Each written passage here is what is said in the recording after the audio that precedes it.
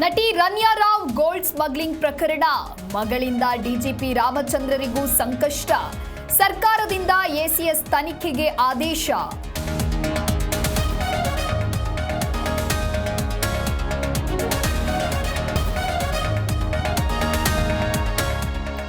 ನಟಿ ರನ್ಯಾ ಕೇಸ್ನಲ್ಲಿ ಸಚಿವರ ಹೆಸರಿದ್ರೆ ಹೇಳಿ, ಗಾಳಿಯಲ್ಲಿ ಗುಂಡು ಹೊಡೆಯೋದು ಬೇಡ. ಬಿಜೆಪಿ ಆರೋಪಕ್ಕೆ ಸಚಿವ ಪ್ರಿಯಾಂಕ್ ಖರ್ಗೆ ತಿರುಗೇಟು.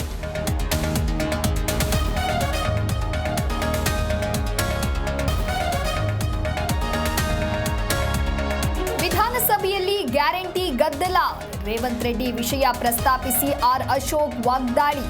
ವಿಪಕ್ಷ ನಾಯಕನ ಆರೋಪಕ್ಕೆ ಆಡಳಿತ ಸದಸ್ಯರ ಆಕ್ರೋಶ.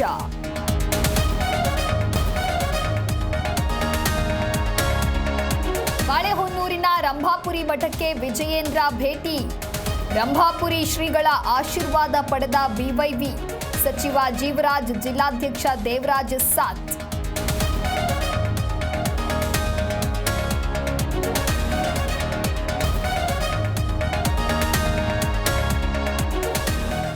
ದೃಶ್ಯಂ ಸಿನಿಮಾ ನೋಡಿ ಹತ್ಯೆಗೆ ಸ್ಕೆಚ್. ಬೆಂಗಳೂರಿಗೆ ಕಾಸಿಗಾಗಿ ಒಂಟಿ ಮಹಿಳೆಯ ಮರ್ಡರ್.